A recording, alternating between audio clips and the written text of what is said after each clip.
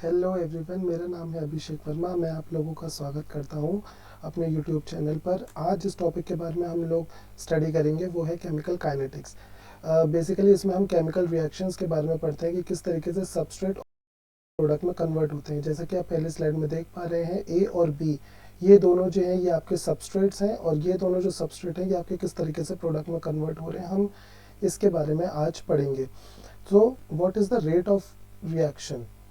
Change in concentration of reactants और product पर unit time. Reactants और प्रोडक्ट की जो कॉन्सेंट्रेशन है वो पर यूनिट टाइम में जो चेंज होती है उसको हम रेट ऑफ रिएक्शन कहते हैं। जैसे कि इस ग्राफ में हम देख रहे हैं कि कॉन्सेंट्रेशन ऑफ प्रोडक्ट जो है वो आपका कंटिन्यूसली इंक्रीज कर रहा है, जबकि कॉन्सेंट्रेशन ऑफ रिएक्टेंट जो है वो टाइम के बढ़ने के साथ साथ आपका डिक्रीज कर रहा है। तो ये जो चेंज होता है पर यूनिट टाइम उसको हम क्या कहते हैं? रेट ऑफ रिएक्शन कहते हैं।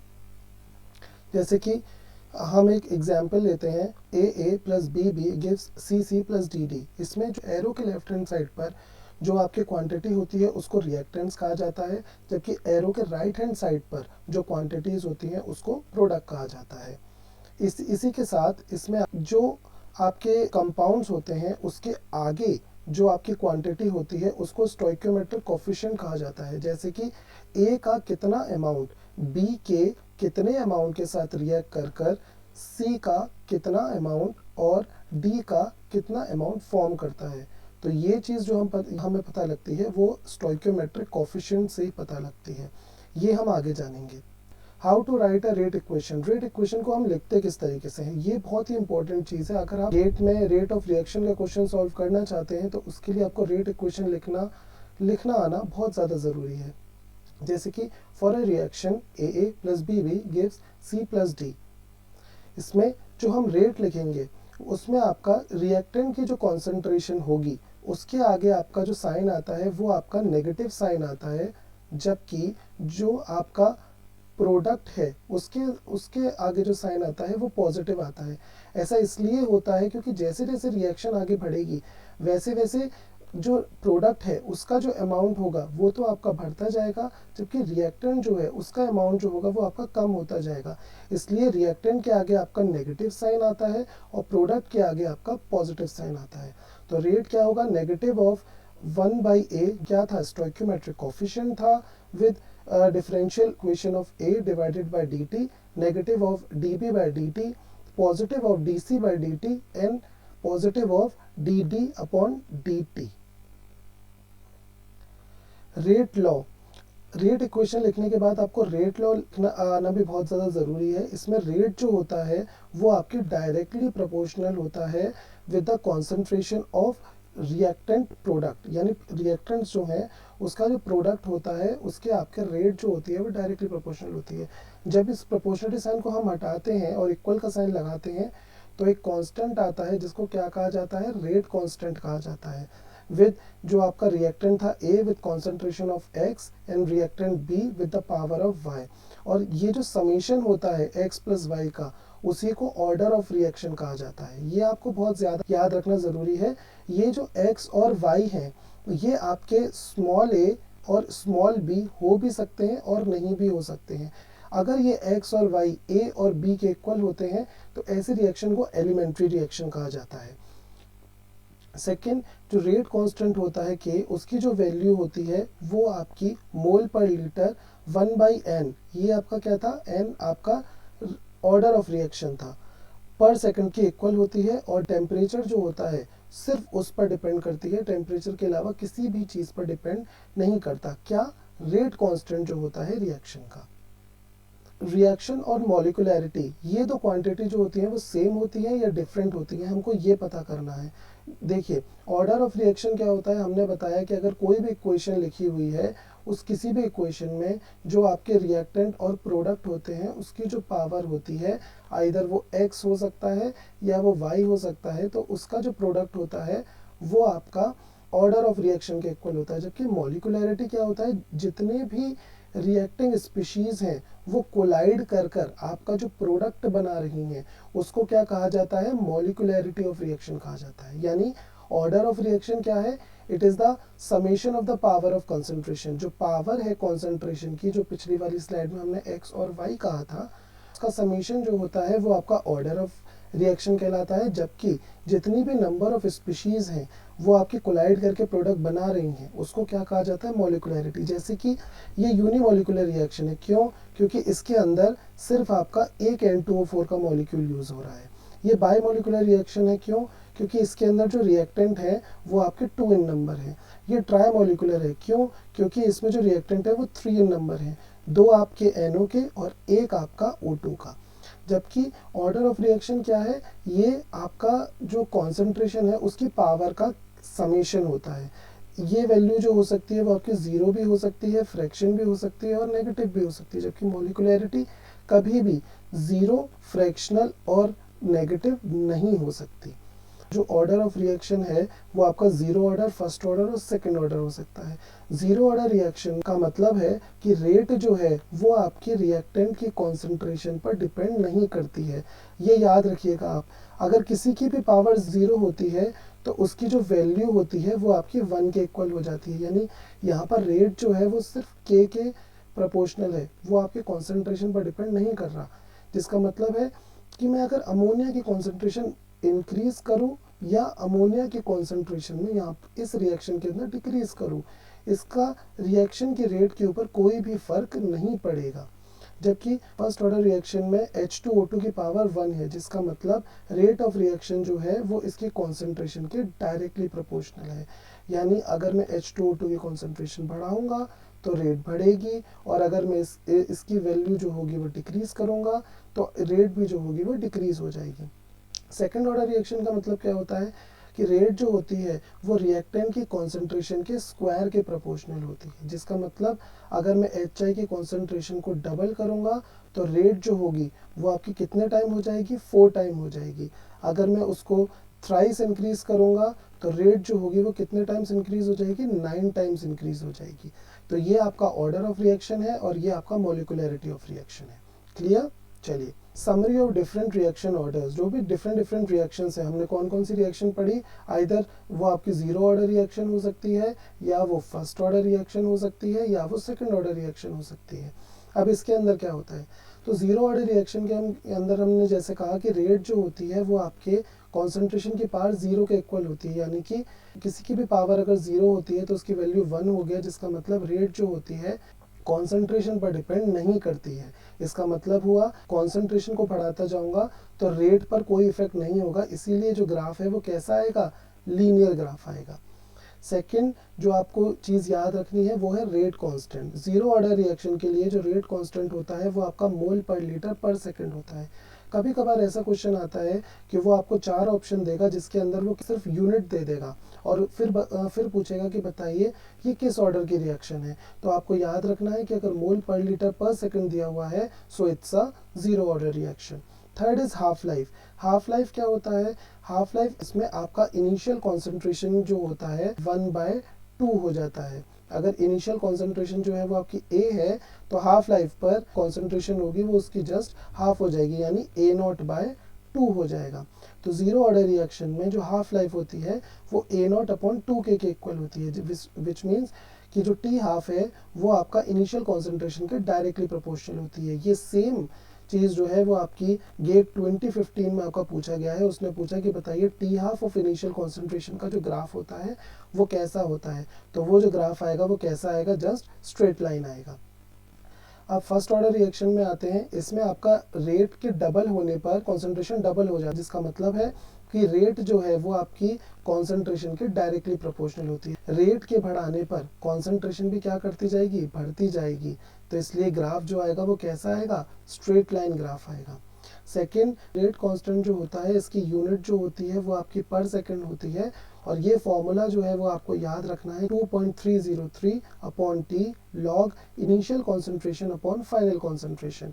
मान लीजिए कोई रिएक्शन है जिसका इनिशियल कॉन्सेंट्रेशन A0 है और फाइनल कॉन्सेंट्रेशन AT है, तो हम लिखेंगे A0 अपॉन AT, या फिर इनिशियल हम A मानते हैं तो हम A लिखेंगे और आपका T टाइम पर वो x डिसोसिएट हो जाता है। तो जो बचा, याद रखिएगा डिसोसिएटेड नहीं लिखना है, यहाँ पर x नहीं आएगा, यहाँ पर आपका a माइनस एक्स आएगा, यानी a में से जितना बचा है वो आपका किस में आएगा, फाइनल कॉन्सेंट्रेशन में आएगा।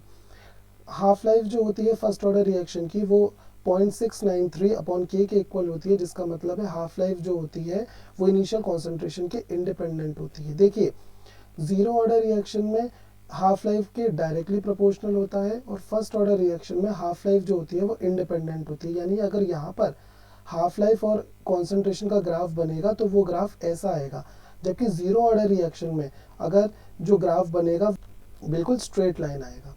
ठीक है, चलिए अब सेकंड ऑर्डर रिएक्शन पे आते हैं। यहाँ पर वो कहता है कि रेट जो होती है वो कॉन्सेंट्रेशन के स्क्वायर की प्रोपोर्शनल होती है, जिसका मतलब है अगर मैं कॉन्सेंट्रेशन डबल करूंगा तो रेट आपकी 4 टाइम्स हो जाएगी, अगर मैं कॉन्सेंट्रेशन को 3 टाइम इंक्रीज करूंगा तो 9 टाइम्स हो जाएगी।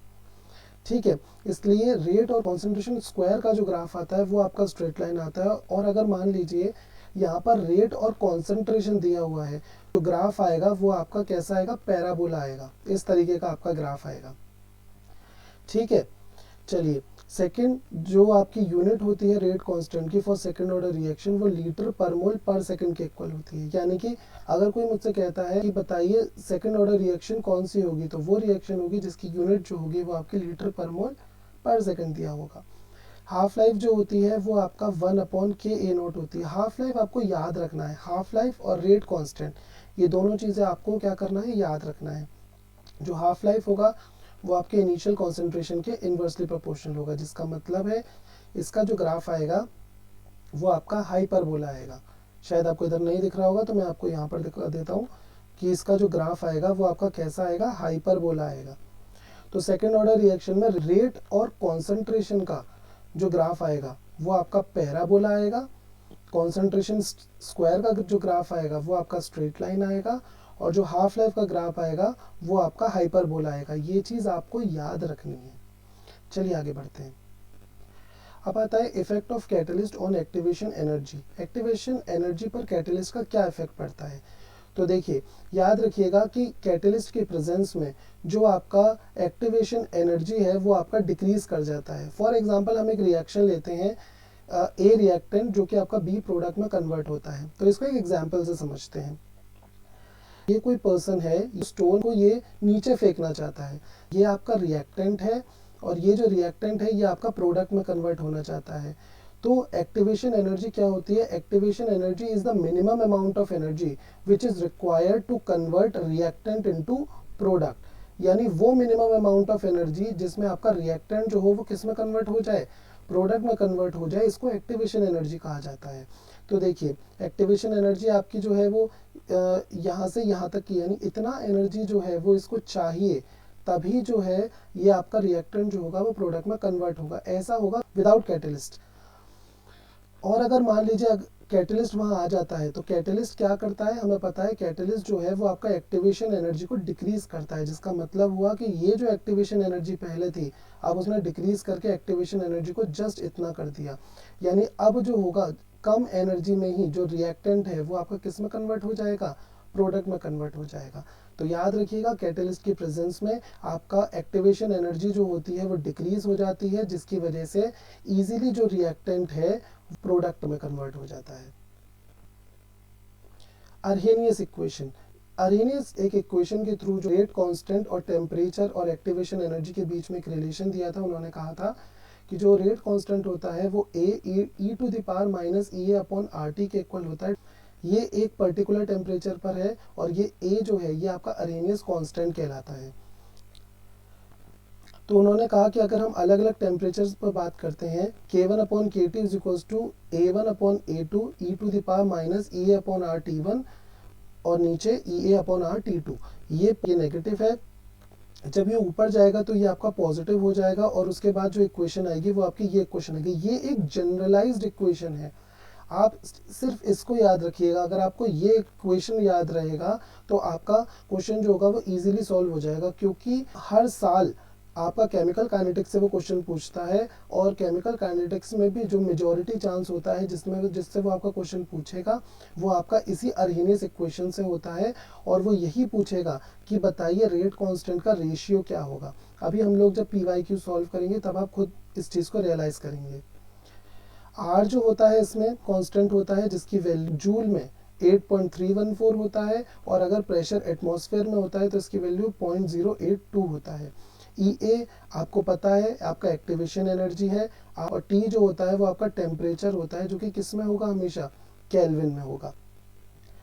अब जो रेट ऑफ रिएक्शन है वो पीएच से और टेम्परेचर जो है उससे इन्फ्लुएंस होती है। तो इसका ग्राफ आप अपने दिमाग में रखिएगा कि टेम्परेचर और पीएच का ग्राफ कैसा होता है, ये आपको याद रखने वाली चीज़ है। चलिए अब पीवाईक्यू सॉल्व करते हैं। सबसे पहले हम 2019 का क्वेश्चन सॉल्व करते हैं, जिसमें वो कहता है कि एक रिएक्शन है, first reaction is 2x gives y। इस रिएक्शन के लिए एज्यूम करिए कि k इक्विवेलेंट जो है वो आपका y अपॉन एक्स स्क्वायर के इक्वल है, और दूसरी उसने इक्वेशन दी कि y प्रोडक्ट देता है। अब इसमें मुझे बताना है कि k अगर रेट कांस्टेंट है तो बताइए रेट लॉ किस तरीके से लिखा जाएगा। तो हमें क्या पता है, k इक्विवेलेंट जो है वो y अपॉन एक्स स्क्वायर के इक्वल है, और y जो होता है जिसका मतलब है एक्स स्क्वायर आपका डिनोमिनेटर में है, तो y अगर हम निकालेंगे तो ये k के संग मल्टीप्लाई में चला जाएगा, और y जो होगा वो आपका k equivalent into x square के इक्वल होगा। अब हमें पता है रेट जो होती है, हमने सबसे पहले ये पता था कि रेट जो होती है वो negative of concentration of reactant और positive of concentration of product के इक्वल होता है। तो रेट लॉ में जो रेट लिखा जाएगा वो either minus D Y by D T लिखा जाएगा या positive of D P by D T लिखा जाएगा। तो यहाँ पर positive D P by D T लिखा जा रहा है, ठीक है। अब अगर मेरे को नॉर्मल लिखना होता तो नॉर्मल मैं आपका D P by D T is equals to K into Y लिख देता। क्यों? क्योंकि यहाँ पर जो सबस्ट्रेट है वो आपका y है, लेकिन ये y की जो वैल्यू होगी वो आपकी k equivalent into x square के इक्वल होगी। तो शायद आपको समझ नहीं आया कि डी बाई डी टी जो हुआ वो आपका, अगर नॉर्मल मुझे लिखना होता तो मैं के वाई लिखता। यहाँ के इक्विवेलेंट नहीं है, कंफ्यूज मत होइएगा, यहाँ पर के है, जो उसने यहाँ पर कहा कि के रेट कांस्टेंट है। के इक्विवेलेंट मत लिखिएगा, क्योंकि अगर आपने यहाँ पर के इक्विवेलेंट लिखा तो आप इस ऑप्शन को ठीक करके आएंगे, जो कि बिल्कुल ही गलत होगा। तो यहाँ पर k इंटू वाई होगा, और y की कॉन्सेंट्रेशन जो होगी वो मैं यहाँ पर पुट करूँगा, तो जो मेरा D P by D T निकल कर आएगा वो k इंटू के क्यू इक्विवेलेंट और आपका एक्स स्क्वायर के इक्वल निकल कर आएगा, जिसका मतलब है कि मेरा डी ऑप्शन जो होगा वो करेक्ट होगा। 2018 का क्वेश्चन सॉल्व करते हैं। इसमें वो कहता है कि एक्टिवेशन एनर्जी जो है दो रिएक्शंस की 25 डिग्री सेल्सियस पर वो डिफर है बाय 5 किलो जूल। आराम से पहले आप क्वेश्चन को पढ़िएगा, फिर उसके बाद सोचिएगा कि हमें कौन सा फॉर्मूला पुट करना है। फिर वो कहता है कि मान लीजिए जो एक्टिवेशन एनर्जी है A1 और A2 दो रिएक्शंस के लिए उनका मैग्नीट्यूड सेम है, यानी A1 A2 जो है वो आपके इक्वल है। तो बताइए रेशियो जो होगा K1 बाई K2 का वो आपका क्या होगा। तो हमें गिवन है कि डिफरेंस ऑफ एक्टिवेशन एनर्जी जो है वो आपका 5 किलो जूल के इक्वल है। चलिए अब हमें पता है अरेनियस इक्वेशन से कि जो आपका रेट कांस्टेंट होता है वो a e to the power minus E A upon R T के इक्वल होता है। तो हम k1 अपॉन k2 का a1 upon a2 e to the power E a1 minus E a2 upon R T के इक्वल आएगा। E a1 minus E a2 हमें पता है 5 किलो जूल के इक्वल है, ये हमको पता है। आर जो होता है वो आपका गैस कांस्टेंट होता है, और यहाँ पर जूल में दिया हुआ है, जिसका मतलब है हमें इसकी वैल्यू जो है वो 8.314 रखना है, और यहाँ पर टेम्परेचर 25 डिग्री सेल्सियस है। तो जब हम उसको केल्विन में कन्वर्ट करेंगे 273 प्लस कर तो वो आपका 298 हो जाएगा। A1 और A2 जो होंगे वो आपके कट हो जाएंगे एक दूसरे से, क्योंकि हमें पता है ये दोनों इक्वल हैं। तो K1 अपॉन K2 जो होगा वो ई स्क्वायर के इक्वल होगा, और ई जो एक्सपोनेंशियल होता है उसकी वैल्यू 2.718 होती है, जिसका मतलब हमारा जो आंसर है वो आपका 7.38 आएगा। अब ये 2018 का क्वेश्चन है। अब देखिएगा सेम क्वेश्चन 2020 में पूछा गया है। इसके अंदर कहता है the activation energy estimated for a reaction from Arrhenius equation is 21 kilo joule per mole. ठीक है, उसने एक्टिवेशन एनर्जी दे दिया। If the frequency is assume to be independent of temperature, frequency factor independent है टेम्परेचर के, जिसका मतलब है अरेनियस कांस्टेंट है A1 और A2 ये दोनों इक्वल है। Ratio of rate constant determined at 298 kelvin and 260 kelvin. अब उसने टेम्परेचर अलग कर दिए, और अब वो पूछ रहा है कि बताइए रेट कांस्टेंट का रेशियो क्या होगा, यानी K1 अपॉन K2 क्या होगा। तो चलिए देखते हैं। एक्टिवेशन एनर्जी जो है वो यहाँ पर दी हुई है 21 किलो जूल है, और जो दोनों के अरेनियस कांस्टेंट है वो आपके इक्वल हैं। हमें पता है अरेनियस इक्वेशन से कि जो रेट कांस्टेंट होता है वो k a to the power minus e upon R T के इक्वल होता है। तो k1 अपॉन k2 जो होगा वो आपका a1 upon a2 e to the power minus e upon R t2 minus t1 upon t1 t2। अब हमको जो एक्टिवेशन एनर्जी है वो कॉमन दी हुई है, तो हम यहाँ पे प्लस माइनस नहीं लगाएंगे। टेम्परेचर डिफरेंस है तो यहाँ पर आपका T2 minus T1 upon T1 T2 हो जाएगा। इसीलिए मैंने आपको कहा था कि जनरलाइज फॉर्मूला याद रखिएगा, उसमें एक्टिवेशन एनर्जी का भी डिफरेंस दिया हुआ है और टेम्परेचर का भी डिफरेंस दिया हुआ है। A1 A2 के इक्वल है, इसलिए ये दोनों आपस में कट जाएंगे। इस यहाँ पर आपका 21,000 आएगा क्योंकि 21 किलो जूल में दिया हुआ है एक्टिवेशन एनर्जी, 8.314 वैल्यू आएगी। और आपके जो दो टेम्परेचर्स हैं केल्विन में 298 और 260, उनका डिफरेंस अपॉन प्रोडक्ट होगा। जब हम इसको सॉल्व करेंगे तो e की पावर 1.2388 आएगा, और हमें पता है एक्सपोनेंशियल जो होता है उसकी वैल्यू 2.718 होती है। जब हम इसको सॉल्व करेंगे तो हमारा आंसर 3.45 आएगा। 2016 का क्वेश्चन सॉल्व करते हैं। For an enzyme catalysed reaction the plot that correctly represent the relationship between rate and temperature.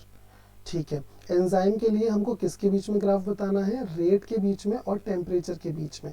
मैंने आपको बताया था कि रेट जो होती है वो पीएच, टेम्परेचर और कॉन्सेंट्रेशन पे डिपेंड करती है, और दोनों के लिए ग्राफ जो होता है वो अप्रॉक्सीमेटली सेम होता है। ग्राफ याद रखना था टेम्परेचर से रिलेटेड, वो आपका ये वाला ग्राफ होगा, विच मीन्स इन चारों ऑप्शंस में से first, second and third option are incorrect, while the D option is the correct answer. 2015 question of GATE life science, इसमें कहता है among the following pair the one that correctly describes the zero order reaction. चलिए अब हमने zero order reaction से रिलेटेड जो जो पढ़ा था हम सारी चीजों को रिमाइंड करेंगे।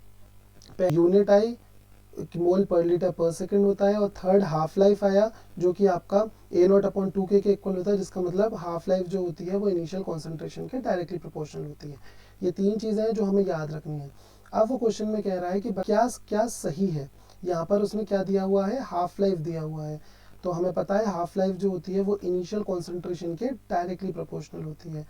डायरेक्टली प्रोपोर्शनल में ये ग्राफ नहीं हो सकता, ये इंडिपेंडेंट वाला ग्राफ है। अगर यहाँ पर रेट होता तो ये ग्राफ जो होता वो आपका बिल्कुल सही होता, लेकिन यहाँ पर रेट ना होकर हाफ लाइफ है, तो ये आपका ग्राफ भी गलत हो जाएगा। ये टी हाफ और 1/x है, तो ये वाला भी आपका क्या हुआ? रॉन्ग हुआ। और फोर्थ ऑप्शन में देखें तो टी हाफ और इनिशियल कॉन्सेंट्रेशन डायरेक्टली प्रोपोर्शनल है, तो ये ऑप्शन जो होगा ये आपका बिल्कुल करेक्ट ऑप्शन होगा। आई होप कि आपको ये वीडियो जो होगी वो पसंद आई होगी और आपके लिए हेल्पफुल होगी। अगर आपको ये वीडियो अच्छी लगी हो तो प्लीज़ अपने फ्रेंड्स के साथ इसको शेयर कीजिए। Thank you.